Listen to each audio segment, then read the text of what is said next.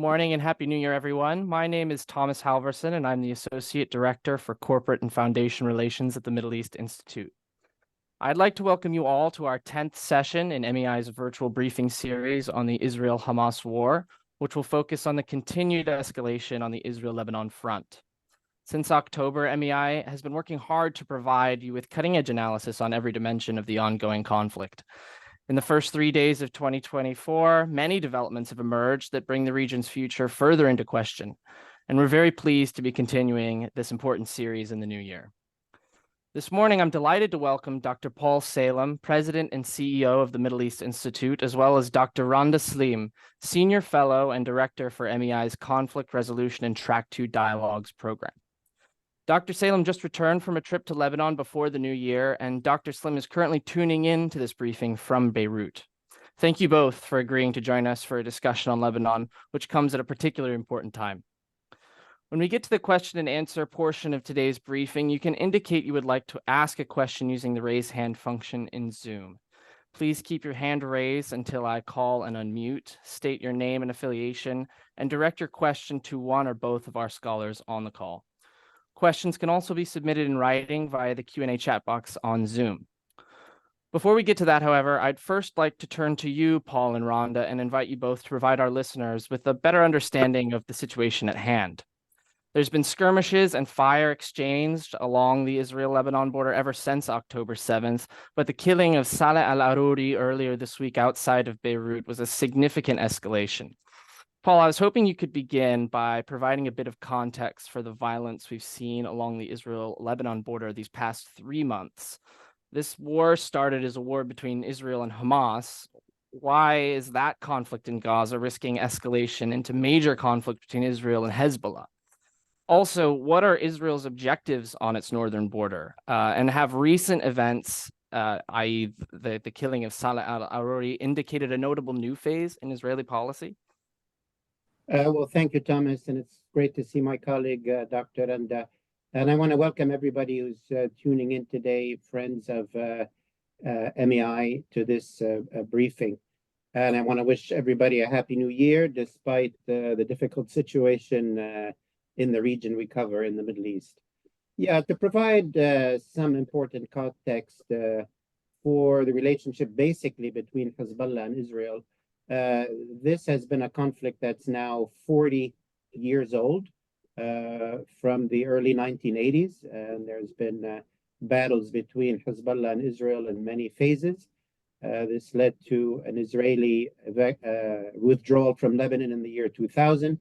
Then there was a major war between Hezbollah and Israel in 2006, which ended with a negotiated agreement, the UN 1701 agreement, which supposedly governed the security arrangements and largely maintained peace and stability across the Israeli-Lebanese border since 2006. The attacks of Hamas on Israel on October 7 and then the massive Israeli retaliation on Gaza has sparked an enormous amount of escalation, the biggest certainly we've seen since the war in 2006. And that's been sort of tit-for-tat attacks across the border for the last many weeks. The highest point really occurred with the assassination of the senior Hamas official, Mr. al-Aruri, in Beirut, in the southern suburbs, this Tuesday. And that has really created a higher level of escalation. Hezbollah's relationship with Hamas, I would say, has been hot and cold. Hamas certainly has built over the years a relationship with Hezbollah and with Iran that's many years old. But it's also important to note that Hamas was on the opposing side of the war in Syria, fighting against Hezbollah and other Iranian proxies. So there was a period there when they were enemies, but certainly they are allies again. Hezbollah is really the proxy force or a group very close to Iran, which perfected and gained experience in fighting Israel and how this form of asymmetric warfare can be achieved. Clearly, a lot of those lessons that Hezbollah learned were transferred to Hamas, and Hamas used to great effect in its attacks of October 7. So there is that relationship there. Since October 7, Hezbollah has maintained a limited amount of escalation across the border with Israel, with the stated aim of pinning down a number of IDF forces in northern Israel in order to relieve Hamas, as it were, in Gaza, but has also pointedly not fully joined the war and not fully opened a second front. So trying to tread a middle line there. Israel, for your second question, and I'll end with that. Israel, according to reports recently, after the Hamas attacks of October 7, was considering apparently a preemptive attack on Hezbollah in Lebanon as a first move before a major attack on Gaza. Apparently, the US talked them down from that. And for a number of weeks, that seemed to be off the agenda. But a number of weeks ago, Israel once again brought up the issue of its northern border and of Hezbollah's presence close to its border as a priority, and has raised demands that it wants Hezbollah fighters to withdraw from that border area. It wants to bring back the inhabitants of its northern towns to northern Israel. It wants sort of a new set of arrangements, as it were. And that's and it's threatening that if that is not achieved through diplomacy, then Israel might be willing to use military means. That's in brief where we are today. Thank you, Thomas. Great. Thanks so much, Paul. And obviously, there'll be more discussion in the second half of this briefing on some of the points that you raised right there. Now, I'd like to turn to Randa, Dr. Slim. Randa, could you provide us any further insight into the perspective from Lebanon, being in Beirut right now? Could you tell us, what has Hezbollah's strategy been towards Israel since October 7th? And how are people in Lebanon reacting to the recent killing of Saleh al-Aruri? Good morning, everyone, and thank you, Thomas, and good to share this briefing with my colleague, Dr. Salem. Let me start. I arrived here December 12th, and what struck me when I came, and until like 2 days ago, is that there are two Lebanons. There is one Lebanon that is involved in the fight with Israel in the south. There is an active war front there. It's not like the war like Gaza, but anywhere from 5 to 10 people are dying on a daily basis. Mostly Hezbollah fighters, but also some civilians have died. So that's one Lebanon that is there. And then there is the rest of Lebanon that is basically was busy with Christmas, going to cafe, restaurants are full, and rarely does what's happening in the South come up in conversation with people throughout this other part of Lebanon. And I think what happened with the assassination is that it brought these two Lebanons together. It reminded the people who are living in this Lebanon that did not want to think about what was going on in the South. It reminded them that there is really a war, and it's affecting them, and it might hit them. It might, in a way, it might involve their capital, it might involve their homes, it might involve their streets.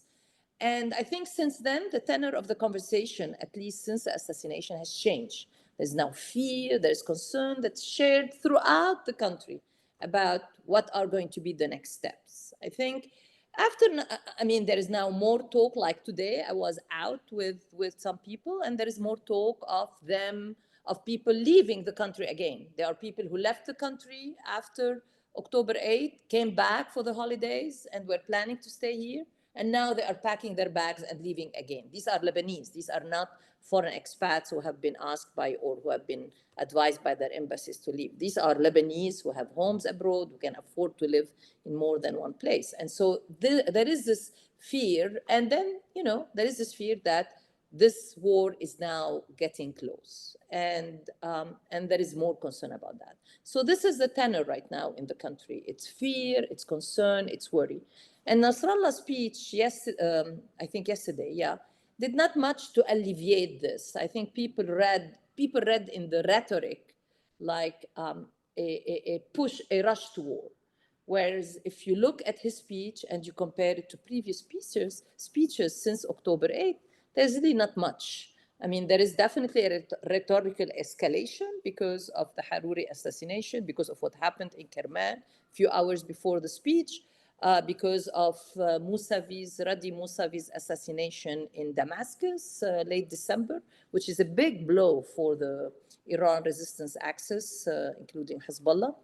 I think yesterday was basically saying, we are not going to be pushed into war. We are not going to be baited into a war, an all-out war by Israel. We are going, and he said at one point, we are losing so many fighters in the south because we are conducting this war with Israel, meaning Hezbollah, with very carefully. He said, we are making very balanced judgment of what we can do and what we cannot do. So escalation is, is incremental, is proportional, because they don't want to be dragged into a war. And I think Hezbollah is really facing a dilemma, I think they entered this war in October 8th, as he put it yesterday, out of sense of support for the people of Gaza. But at the same time, he said that yesterday, we have been taking into consideration, into our approach to this war, taking into consideration the situation in Lebanon, the fear in Lebanon. I mean, when you travel around Lebanon, everywhere, there are these big signs, with hashtag in Arabic, La nurid al-harb, we do not want war. And I think Hezbollah is very much cognizant of this mood that is prevalent in the country, that, war is the last thing that people who have been suffering from economic, bad economic condition want. So I think what I got from the speech yesterday is, one, they do not want to be dragged into this war. They will go into this all-out war only if forced by Israel, but they are not going to do anything to give Israel the reason to basically declare an all-out war. And so I think their response, as he put it, to Saleh al-Aruri, which based on, building on the statement that Hezbollah issued right after the assassination, that there will be a response, that this assassination will not go unpunished, mostly because it happened in Dahi. Look, if Saleh al-Aruri was assassinated in South Lebanon, that would be considered as part of this front. This is warfare and it's happening, and commanders get killed, even if they are attacked by drones. But the fact that he was hit in an apartment on Hadi Nasrallah, of all the streets, that they can hit him on, the symbolism, the late son of Hassan Nasrallah, inside Hezbollah's security perimeter. I don't know how many of you have been to that area. It's a highly congested area, but at the same time, it's an area where Hezbollah people live, where Hezbollah commanders live, where Hezbollah leadership lives, where Hezbollah have many offices throughout that area. And so I think the fact that they were hit there, for Hezbollah, this has crossed a red line, that, we fight each other, you and us, Israel, in the south, and we can expand that front every now and then by a few kilometers, but we stick to that region, to that border region. By Israel deciding to come and attacking Saleh al-Aruri in the southern suburb on Hadi Nasrallah Boulevard is basically a red line for Hezbollah, which they would like, if possible, to make it a one-off hit. They want to make it costly enough. Their response has to be costly enough for Israel in a way to deter Israel from doing this again against other Hamas commanders who live, many of them live in that area because they live under Hezbollah's protection in that area. So this is, I think they are stuck in continuing with this. They are stuck with responding to this assassination. They are trying to balance their response. They will be trying to balance their response in a way not to give Israel the reason to drag them into a larger war. And I think they are going to continue as is. And based on the speech, their belief is that, Israel is not winning, is not achieving its objectives in Gaza, stated objectives in Gaza, and that, it's likely to be hitting or trying to seek like this objective, meaning Hamas, killing Hamas leaders in other locations like Lebanon. Amos Hochstein is coming to the region. How does this affect his diplomatic effort to de-escalate between Lebanon and Israel? I think it really, derails it. I think this is not something that that will facilitate that effort. Will it stop it? I mean, will it put a veto from Hezbollah's side on this effort? I don't know. It's early to tell, but I think it's a complicating factor in this task that the US is trying to do in de-escalating the conflict between Hezbollah and Israel. I'll stop at this point. Great. Thank you so much, Randa. Lots to discuss here. Now, now that we've had an opportunity to hear a brief word from both our guests, I'd like to open up the discussion to all of you. To ask a question, again, please use the raise hand function on Zoom and keep your hand raised until I call and unmute you. Then kindly state your name and affiliation and direct your question to one or both of our scholars on the call. Questions can also be submitted using the Q&A chat box on Zoom. I see we already have a question here from Ellen Nickemeyer, so I'll ask her to present the question. Hi there. Thank you very much for doing this. Dr. Randa Slim, you mentioned that Hezbollah knows that it doesn't necessarily have the support of the Lebanese population for any escalation. I wondered if you could talk about just other factors that it's considering as it weighs escalating, joining in the escalation, and if you all feel like you can speak more broadly for all the combatants in the region that are on that point, all the combatants in the region, including the Houthis and the groups in Iraq and elsewhere. That would be great. But if you don't, then just on Hezbollah and Hamas would be great. Thank you. This is a very good question. Look, I think, again, what Hezbollah thinks very few people are privy to what Hezbollah thinks or deliberates at any point in time. And so that's why it's important to, basically nitpick what he said yesterday. And he's going to give a speech tomorrow again, by the way, focusing on, he said, the Lebanese situation. What are other factors, I think, that are going into their consideration? I think from the beginning, I have said that Hezbollah and the whole resistance, group or network has basically is now at a stage where, as a group, they have come to the decision for some time now, even when Soleimani was still alive, that they are not going to allow any member in that network to be basically, liquidated. And so when Bashar al-Assad faced this major crisis in 2011, 2012, it was not a question for them not to get involved to help him out, especially once they have decided that he might have been, he faced the chance of basically losing the regime, losing control.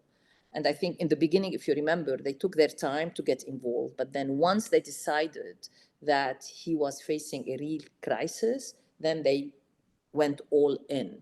I think in the case of Hamas, it's something different. They cannot go all the way inside Gaza.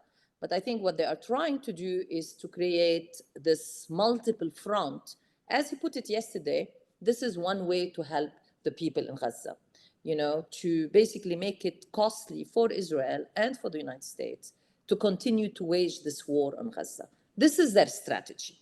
And so I don't see them being deterred in any way by any American intervention, be it like what happened today, killing one of the Harakat al-Nujaba commander in the middle of Baghdad in daylight, or killing Saleh al-Aruri again in the middle of Dahye, or killing anybody in the future. I think this is a strategic decision made by the whole network as such, including Tehran, that any member of this network will not allow any member in this network to basically lose power, to be kicked out, to be eliminated, as Israel has declared at the outset of the war as its objective, to eliminate Hamas.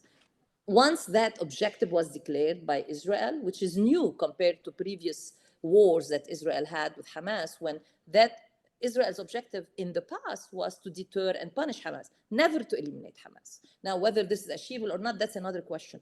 But once Israel declared that its objective is to eliminate Hamas, then that whole network kicked in gear, you know, and as he put it yesterday, they have really become a network. He said it, he explained it yesterday. He said part of the achievement of Soleimani, when he was talking about Soleimani, is that we were a loose alliance. And what he did is he created a real solid network of us. And again, part of that network strategy is to prevent the elimination of any of its members. Great. Thank you so much, Randa. Paul, I'd like to give you a chance to also chime in on this. Yeah, I mean, agreed with everything Dr. Slim said. It's important to keep in mind also for Hezbollah and some of these other groups, but Hezbollah in particular, its main strategic function for Iran is one of deterrence against any potential Israeli attack on Iran or American attack on Iran in the future. And that is one part of the consideration, that that arsenal that Hezbollah has should not be, wasted, should not be used easily in alternative fights or alternative wars. And that it needs to be maintained as that kind of deterrence, as kind of an aircraft carrier parked north of Israel, while the US has aircraft carriers certainly parked in the Mediterranean, but also close to Iran. The second consideration in Iran's contest with Israel is that this asymmetric warfare that Iran has supported, that Hezbollah perfected, that we've seen with the Houthis in Yemen, with proxies or militias in Syria and Iraq, and certainly with Hamas, that vis-a-vis Israel, what Hamas was able to do on October 7 shows that Iran's asymmetric warfare actually has strategic superiority, if you want. If you look at Israel and Iran, Israel is under attack, Israel is insecure, whereas Iran isn't. So I'm putting that in the context that while Hamas is very much obviously under threat of many, many things, and certainly, the slaughter of civilians, innocent civilians, first in Israel, then in Gaza, that's a terrible toll. But strategically, Iran is sitting pretty, as it were, and hence doesn't need to do anything dramatic. It is kind of on the winning side of this. And obviously Israel is in a very strategic bind, but the United States as well is in a difficult situation in the Middle East. Public opinion in the region has shifted against the US in a major way because of its support of Israel in this conflict, a re-emergent sympathy for the Palestinian cause. That all sort of goes in favor of the axis of resistance and all of that. And secondly, Iran has taken advantage of this situation to encourage its proxies in Iraq and Syria to launch over now, I think, 120 attacks on US forces in the region. So there's a lot going on. I think Iran feels that they're in a fairly good place and that the network they've built is having the upper hand, whereas Israel and the US are in a difficult situation. I think all of that logic militates against the necessity of Hezbollah escalating in a major way. But what we're not sure of is what Israeli calculations are, because the lesson that Israel learned was if Hamas could do what it did on October 7, then certainly Hezbollah could do much more if it wished to. And Israel is grappling with that threat and is no longer comfortable to just simply, apparently, just to simply coexist with it. And that's where the risk is. Thank you. Great. We're getting lots of questions in here. I have another one here from Kamal Shahadi. Yes, hi. Thank you very much, Dr. Salem and Dr. Slim. I would love to hear more from both of you about the view from Washington and whether there's any development in the thinking about this. Typically, by this time, diplomacy would have kicked into full gear. There'd be various proposals for how you resolve this or that, whether the South Lebanon or the Gaza wars. And so, we know very little about, I mean, the actual diplomatic efforts other than supposedly trying to restrain Israel from opening a northern front and limiting casualties in the south i.e. in the Gaza front. Is there anything more in terms of diplomatic initiative, not just U.S. directed, but U.S. and its friends and allies, or any other level? Thank you. It's good to hear you, Dr. Shadi. Kamal is a good friend. Thank you for that question. I'll say a number of things, and then certainly want to hear from Dr. Slim. First of all, the Gaza war has catapulted the Middle East and the Middle East issue to almost top priority for the Biden administration. Part of that is the obvious geopolitical risk, the war, the risk of it spreading, its potential impact on economics, on energy prices, the usual geopolitical and geoeconomic risks. But also, as I think you've been following, the handling initially of President Biden of this war has upended politics inside the U.S., has made a lot of young Democrats move away from the president, and the president is at risk of losing the presidential election later this year, possibly or partly because of the Israel war on Gaza. So first thing to say is the administration is very, very busy and very focused on this issue. Before October 7, yes, Ukraine and Russia and China had a lot of bandwidth, and the rest was domestic politics. But now the Middle East and this war is very top of mind. In Israel-Gaza, as you've seen, I think President Biden has put himself in a bind.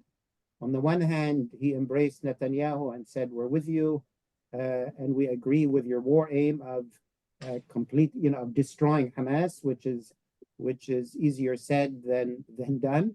But then immediately realized that the civilian death toll is way more than it should be in any war. And the U.S. president, U.S. officials, U.S. military officials have been, trying to convince Israeli leaders to wage the war differently. The U.S. has also been very active in trying to get more humanitarian aid into the Gaza Strip, but Israel has not been 100% responsive to that. And the U.S. is also looking for ways to end this phase of the Israeli war on Gaza and urging the Israelis to move to a different phase, which would be not large-scale warfare, but only targeted assassinations, maybe similar to what we saw. Israel has responded saying, no, we will continue the large-scale war. So really the U.S. is in a bind, and the U.S. is not able to impose its will, or has not been able or willing to impose its will on Israel in its waging of the war on Gaza. As relates to Lebanon, as we've all seen or read, the U.S. apparently talked Israel out of a preemptive strike on Lebanon right after the October 7 attack in Israel. That is very significant. And the U.S. currently is definitely trying to talk both sides, the Israeli side and the Lebanese side. They don't have direct contact with Hezbollah, but they have indirect contact to urge both sides to avoid an escalation. Israel has demands on the border area. It wants Hezbollah fighters to fully withdraw from the area just next to the Israeli border.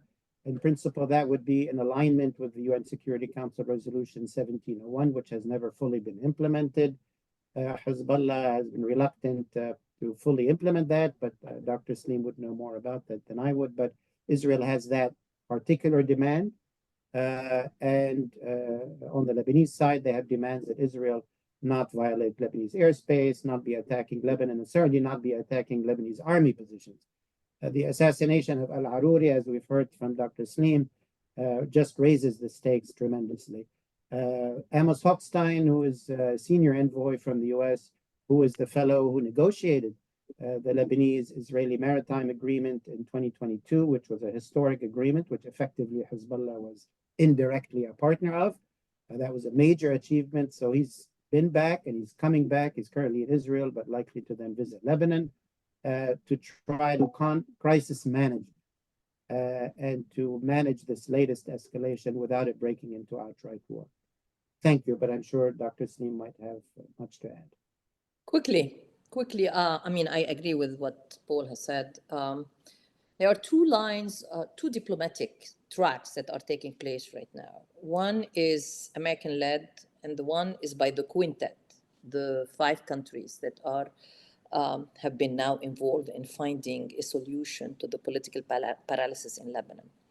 And so the quintet has been focusing on 2 issues, primarily the election of a new president and, the renewal of the mandate of the head of the army, which the latter happened, but the election of the new president is now hanging. And I think there is more and more obstacles to that.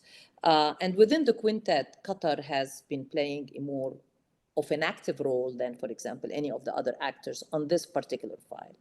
Then you have the negotiations that are taking place on 1701 implementation as a way, and America is seeing it as a way to avoid escalation between Lebanon and Israel, because Israel is saying the people who live in the communities in the north are not going to be able to go back to those communities because they are afraid of what Paul said of Hezbollah doing something the same, as the problem with 1701, as Paul said, it has never been implemented. We have never moved into a ceasefire stage. It's still at a cessation of hostility stage. And there are 2 problems that have been blocking the implementation of 1701. One is, the presence of Hezbollah in that border, south of the Litani River. And the argument now that Hezbollah is making, and they have made to visiting officials based on people I have been speaking with here, is that there are no Hezbollah fighters in that area as such. There are no, there is no Hezbollah military presence, as especially what they were referring, because Israel has been focusing on these elite fighters who were in charge of the fight in Syria, the Radwan fighters. And the argument that Hezbollah has been making is, of course, they are fighters, but the argument they have been making that people who are doing the fight right now are local villagers. They are not Radwan fighters. They are local villagers. And supposedly this is part of the argument that was offered to the visiting Minister of French Minister of Foreign Affairs when she was here toward the end of the year, in December. So that's one. The second problem, and so that I don't see Hezbollah giving up on that. They are not going to give through diplomacy what they have not been able, what they are not going to give Israel through diplomacy, what Israel did not gain through war, or what they did not lose in a war. And so they are not going to agree to that. It's going to be very hard for them to get them to agree to that. So the proposal now that I think Hochstein is bringing with him is this agreement on a point, which is, I call it point B, which start in Nakura, and use it as the beginning of negotiation of these other contested points. There are supposedly 13 points of dispute in the land border between Lebanon and, now a lot of them, about 6 of them, have already been resolved by Satterfield when he was negotiating on the maritime border and the land border during the Trump administration. So many of these 13 points have already been settled. There are 3 or 4 that are highly contested. And this does not cover the contested territories. Remember, 1701 does not cover the northern part of Ghajar, does not cover Kfar Shuba, and does not cover Shab'a farms, because these are disputed territories. They are not part of 1701. And so the idea is that, so that's the proposal, I think, that Hochstein is going to come. And already you are hearing in many Hezbollah outlets that it's going to be that mission by Hochstein is already dead after Harouri's assassination. The negotiation, I have to say, on the Lebanese part with Hochstein has been led or has been delegated by Hezbollah, who is going to be the main decision maker on this issue, to Birri, the Speaker of the Parliament, and to Ilyas Abu Saab, the deputy speaker, who leads these negotiations one-on-one with Hochstein. But at least the mood right now, since Harouri's assassination, is that those negotiations are not going to go far. Great, thank you both so much.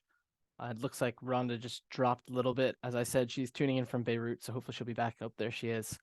All right, I have another question here in the chat from Rafiq Lata. He says, a few hours ago, there have been reports that Hezbollah has withdrawn a few kilometers back from the Israeli border.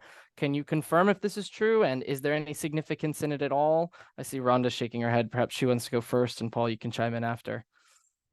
Oh, she's dropped again. So Paul, why don't you take this, and then when she gets back, we'll go back to Rhonda. Yeah, problems. Internet, yes. No problem. Rhonda, do you want to take that question first, now that you're back? No, I heard the same news. I heard the same news. I don't know. No, I cannot confirm.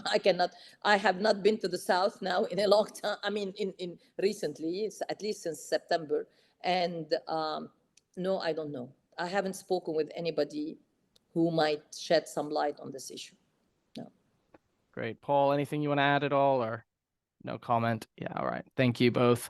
We have another question here in the chat from Robert Scher. It says, if I understand correctly, the Iranian proxy network cannot accept the elimination of any of its components, something that Randa said. What do you think they are willing to do / risk along those lines, given that it seems clear at this moment that Israel is committed to eliminating Hamas? It seems that this would lead to a much larger conflict than no one claims to want.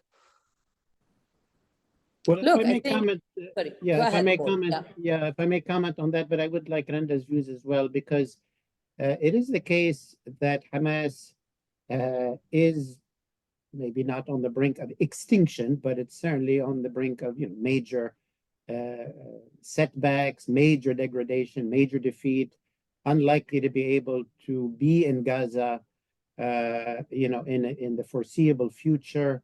And certainly, the suffering of the Palestinian people has been the biggest since 1948. So I think, there has been perforce a distinction between how Iran, intervened in Syria, because first of all, they could. As Randa said, the geography obviously is different. They have direct access to Syria through Iraq. Hezbollah has direct access to Syria from Lebanon. And the Assad regime was a major, not just important in itself, but a major conduit to Hezbollah. And without the Assad regime, you'd lose Hezbollah. So there was much more on the line. And it's, it seems to be the case that, Hamas is being effectively defeated to a large degree, maybe not 100%, but, 90%, 80%, whatever it is. And I think the limit of the Iranian response, well, it's been limited. That, they will escalate. They've, bombed things in the Red Sea. They're attacking U.S. forces. So they are doing significant things, but Hamas is largely going under. So there might be a distinction there among these different allies of Iran. And keep in mind, also that Hamas is not a tight ally as much as Hezbollah and others were. As we said, as Hamas was fighting against Iran and against Hezbollah for many years in Syria. But also the geography is quite different. And that, as I said previously, Iran strategically is winning, is gaining from this, even though, Hamas is losing. Public opinion is shifting. The U.S. is suffering. Israel suffered a major blow. So maybe the calculations are a little bit different, but certainly something to watch. Quickly, I hate to disagree with Paul.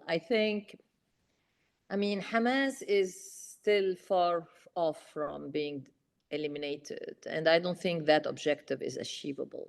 Elimination of Hamas leaders, yes, and we have seen Israel go after PLO leaders after the Munich massacre, and I think they are going to live up to their promise to the Israeli people of going after every Hamas leader who was involved, or Palestinian Islamic Jihad, if they were involved as well, in the attack on October 7. And they have started doing that. So, and they might take years and years to eliminate all of those who were involved. Hamas popularity is on the increase in the West Bank, where it has not been too popular in the past. Hamas popularity is on the increase in the region. So as an organization, it might be difficult, yes, logistically to govern Gaza in the future, depending on also what is the agreement, how this war ends and what kind of agreements. But Hamas as an ideology, Hamas as a movement has shown in the past its resilience to survive after the elimination, even of its founder, after the elimination of many of its leaders. And these movements, whether it's Hezbollah or whether it's Hamas or whether it is the Iraqi militias, are very resilient organizations.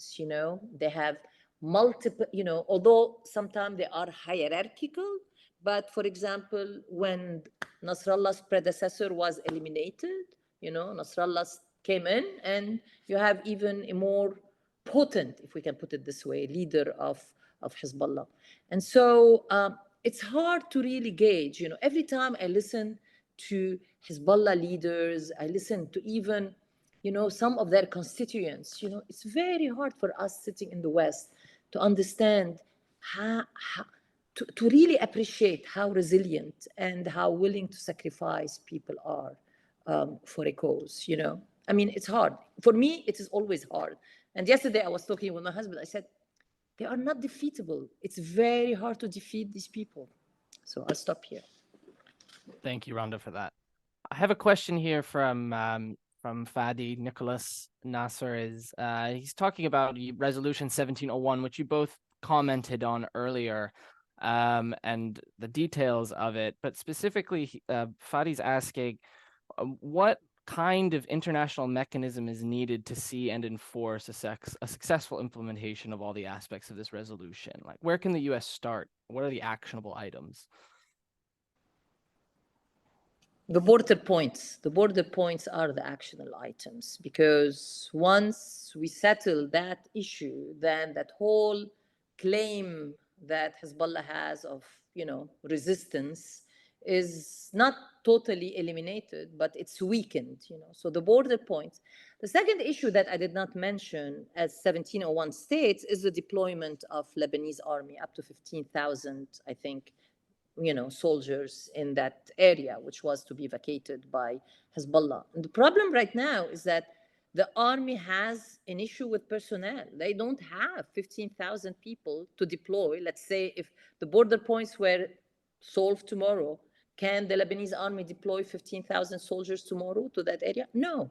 I mean, commanders in the Lebanese army said, we don't have enough people. In fact, enough people are leaving the Lebanese army. They are having a hard time when they open for people to join. They are having hard time to recruit people or to get them to join because of the low salaries and all of this. So that's going to be a big issue. It's the personnel. So one of the proposal is to, give over this area more and more to UNIFIL, which is going to be hard to do, and for and to empower UNIFIL. I mean, the problem is UNIFIL mandate. Will it be empowered enough, by a divided Security Council? To enable it to carry this task if we come to that step. So there are a lot of obstacles to do it. But the first actionable item will be negotiations over the disputed, over the contested border points. And as I said, there are not many left, 4 or 5, but these are 4 or 5 tough ones. Paul, anything you'd like to add there? No, just agree and underline, the point she made. The Lebanese army remains sort of the only national institution that's still standing, but it's been extremely weakened by the collapse of the economy and pay and so on. It's, bleeding people and bleeding capacity. So it's important to note that U.S. support for the army, international support for the army, Arab support for the army generally, even, putting 1701, is critical for Lebanon's stability and for Lebanon's ability to get through these various crises that's going through. In addition, it is a critical factor if 1701 is to be reinforced. The second institutional point is 1701 was negotiated at a time in 2006 when there still was a UN Security Council. And as Randa indicated, effectively, we don't have a UN Security Council. It can no longer meet, can no longer make decisions. because the U.S., generally U.S., France, and Britain are on one side, and Russia and China almost automatically are on the other. So the global governance has lost a particular lever there. So that's why it's ending up being American mediation with Israelis and Hezbollah, and then a bit of Qatar, a bit of France, a bit of this and that. It's left to diplomacy. But I think it's worth mentioning that the U.S., this administration, has been very effective in deploying diplomats and resolving, for example, the maritime dispute, which was a historic achievement, and now working on the land border differences that still remain between Israel and Lebanon. So diplomacy works. We need more of it, and I commend the U.S. for still investing in it. That's great. Thank you both. That leads us to a question that I had for both of you that we haven't yet really touched in this briefing. But I was wondering if you could give some insight into the internal politics of Lebanon right now. Obviously, Hezbollah has significant power to move alone, but there are other political leaders within the country. And what role are they playing? What are the debates that they're having, especially as it relates to Israel as tensions continue to rise between both? Well, I'd love to hear from Randa. She's there right now. But I mean, the context, I would say, this goes back to 2019 when you could say there was a Lebanese uprising against the status quo, against the political class, against Hezbollah as part of that political class. This coincided with the collapse of the economy, the collapse of the money, the currency, and the closure of the banks and all of that. And then that led to parliamentary elections where there has been an opposition bloc. It's a bit of a loose coalition, but it has had enough weight in parliament to be able to block the ability of Hezbollah and its allies to sort of automatically get their way in parliament. That has partly led to deadlock over the presidential election. For a while, there was deadlock over some other issues. Like the extension of the head of the central bank. He was not extended. There was, a deadlock over the extension of the head of the Lebanese army. He was extended. So there has been a lot of sort of dynamic politics. It, gets complicated, but politics does exist currently in Lebanon. And from people, I saw when I was there, or people I'm still in touch with, there is a concern among, let's say, some in the opposition that as war becomes the main headline and Hezbollah is the main player in war, that might, make Hezbollah even more bolder or impose its will more brashly than it would otherwise. That hasn't necessarily happened yet, but certainly it is, there's concerns that I'm hearing that politics could transition into sort of wartime politics where Hezbollah pretty much holds all the cards, let alone if Hezbollah and Israel drag the country back into another war. The economy is already devastated. What would that mean? It would, take the country a couple decades even further back. But I'd love to hear from Randa, who's there right now. I mean, quickly to add to what Paul said, I think, the hands of Hezbollah's opponents are basically limited. I mean, their negotiating positions are limited by what Israel is doing in Gaza. There is quite a general sympathy in the country for the Palestinian people that transcends sectarian lines, that transcend political lines. And that is forcing leaders of groups that are well known or parties to be opposed to Hezbollah and Hezbollah's unilateral power to unilaterally make war and peace decisions for Lebanon.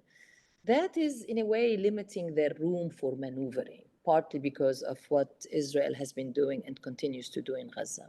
And so they're trying to navigate this terrain, of basically saying, you cannot take us to war, while at the same time not appearing callous or not responsive to this mood, which is supportive of the suffering of the Palestinians.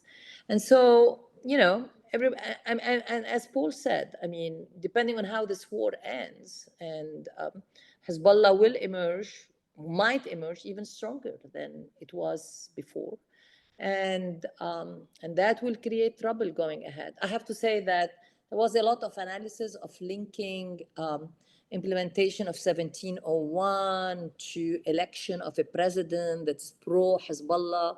I think this is totally a wrong lens, a wrong approach, because on issues, strategic decisions like a war with Israel, Hezbollah does not involve domestic politics at all in its calculus. Well, it might. In this case, Nasrallah said, we take it into consideration, but when push comes to shove, you know, these strategic issues trump any kind of domestic priorities. And so I don't think Hezbollah will try to bargain, you know, or negotiate implementation of 1701 versus electing, for example, somebody like Salem. There was debate and some, you know, some expert analysis put out there about that. And I think that's definitely something that Hezbollah will never entertain. At least will not entertain as long as the war in Gaza continues. By the way, on the implementation of 1701, I have to stress that until now, Hezbollah has not said no. They have not said we have a veto or we are not going to do it. They just said everything will have to wait until the war in Gaza ends. Then they might say no, a hard no, or they might negotiate as they have done with the maritime border. Great. Thank you both for that. And thank you both for your analysis throughout this entire briefing. Before we wrap up, I'd really just like to give you both the opportunity to give any final words you'd like that you haven't been able to say yet on the situation at hand. Well, maybe it's worth, you know, talking a bit about the risk of a general escalation, a wider escalation. That's been a concern of certainly the US. It's been a concern of governments in the region, governments in the Gulf, and others. And when escalation is talked about, they say first step of escalation would be Lebanon, and then maybe it, you know, risks getting into other arenas. When you talk about escalation in Lebanon, if it really were to happen, obviously that would have huge devastating effects on Lebanon, the Lebanese people, Lebanese infrastructure, Lebanese economy. It would also have devastating consequences on Israel, Israeli civilians, Israeli infrastructure, Israeli economics. It might hit the offshore gas facilities of Israel. It might hit or affect certainly any potential exploration in the Lebanese offshore. So it would, you know, impact a bit the Eastern Mediterranean gas situation.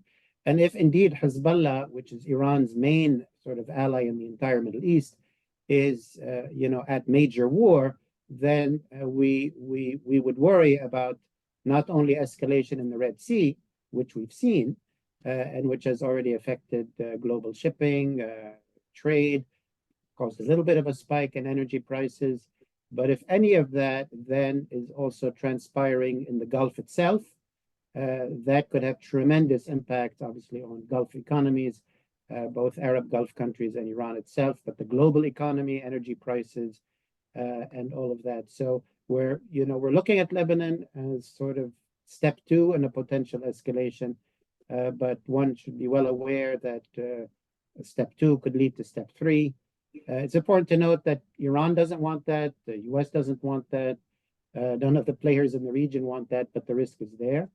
I think it's also important to note that the agreements between Saudi Arabia and Iran and the sort of normalization that's happened in the last couple of years between Arab Gulf countries and Iran has helped de-escalate, has helped keep the Gulf quiet, has helped the conflict from escalating more rapidly in directions that would affect other countries. You see the Houthis, who used to be lobbing missiles at Saudi Arabia for many years, now are not doing that, or lobbing things at the UAE. They're currently not doing that. And that is partly because of the diplomacy that happened between the Arab Gulf countries and Iran itself, and that is holding, and that's a good thing.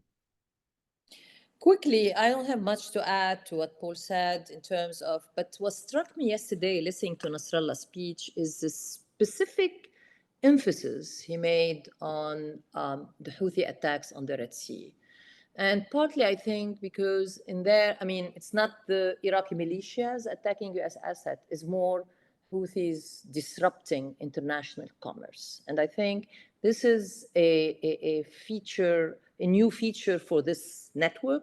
And so if I were to predict where Hezbollah will go next, or if there is an escalation, I think they will seek to do the same kind of disruptive act in Israel that has repercussions broadly, right? Not only on the Israeli economy. And so the gas platforms, in the Eastern Mediterranean is something that will fit within that same mode in terms of having impact not only on the Israeli economy, but also disruption of gas supplies at a time when gas supplies are not in short. So I think that emphasis he made, and he really, mentioned it with lots of reverence, just gives me an idea. I mean, just makes me think, given that, as somebody who has been following his speech for a very long time, him going out of his way to point that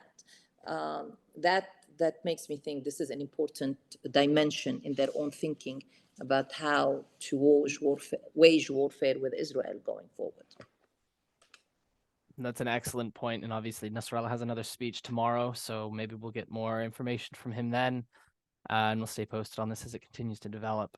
We're going to wrap it up there, but if you have any more questions, please email them to me at thalverson@mei.edu, and I would be happy to send them to our experts here who would be happy to answer them at a later date. I hope you will join me in thanking both Dr. Salem and Dr. Slim for participating in this week's session on Lebanon. We really appreciate your insight and your willingness to share your morning with us. Before you go, I wanted to let you all know that just before the holiday, we launched a landing page for our virtual briefing series where you can access all of our recorded briefing calls dating back to mid-October. You can find these recordings and transcripts at www.mei.edu/briefing-series. That's www.mei.edu/briefing-series. Thanks so much for joining us for our first briefing call of the new year. Please be a lookout for an invitation to next week's session, which we hope to distribute in the coming days. Wish you all the best day, and thanks for sharing your morning with us. Bye.